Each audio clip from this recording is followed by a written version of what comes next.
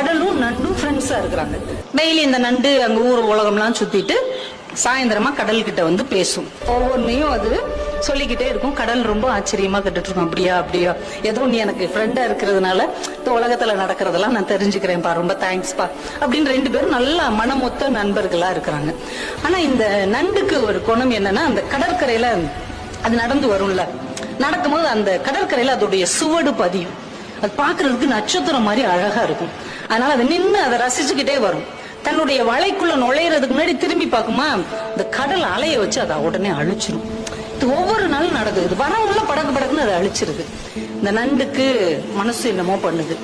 நம்ம நண்பனுக்கு நம்ம மேல ஏதோ பொறாமை இருக்குதோ, அதால நடக்க முடியாது, நம்மளால நடக்க முடியுது. அந்த பொறாமையில இவன் நம்ம சூட அழிச்சு விடுறானோ, இவன் இவங்க கூட ஃப்ரெண்ட்ஷிப் வச்சுக்கலாமா வேணாமா, ஒரு பொறாமப்படுறவன் எல்லாம் ஒரு நண்பனான்னு மனசுக்குள்ள நினைச்சுக்கிட்டே இருக்குது.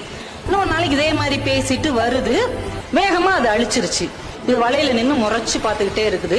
இன்னொரு நண்டு அந்த வழியாவே போகுது. சரி, நம்ம சூடத்தான் இவன் அழிக்கிறான், அந்த எதிரியோடைய இன்னொரு நண்டோடைய சுவடை அழிக்கிறானான்னு பார்ப்போம். பார்த்துக்கிட்டே இருக்குது. அந்த நண்டோடைய சுவடை இதை அழிக்கவே இல்லை. அந்த நண்டு ஹாயா நடந்து அந்த பக்கம் இருக்கிற ஒரு வலைக்குள்ள போகுது.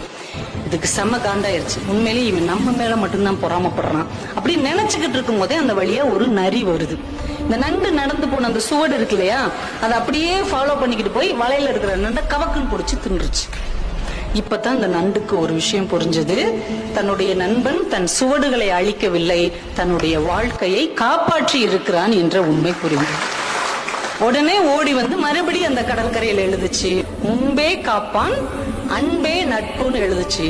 அதையும் அந்த கடல் படிச்சுட்டு உடனே அழிச்சிருச்சு. தன்னுடைய நட்பு கெட்டாலும் பரவாயில்லை, நண்பன் கெடக்கூடாது என்று யார் நினைக்கிறார்களோ அவர்கள் தான் உண்மையான நண்பர்கள். அப்போ உண்மையான நண்பர்கள் உங்களை சுற்றி இருக்கிறாங்களா அப்படின்னு பாருங்க. அப்படிப்பட்ட உண்மையான நண்பர்கள் உங்களுக்கு அமைந்தார்கள் என்றால் அவர்களை தக்க வைத்துக் கொள்ளுங்கள். ஏன்னா நம்ம வாழ்க்கையில ரொம்ப தடுக்கி விழுகிற இடம் இந்த நட்பாகத்தான் இருக்கும்.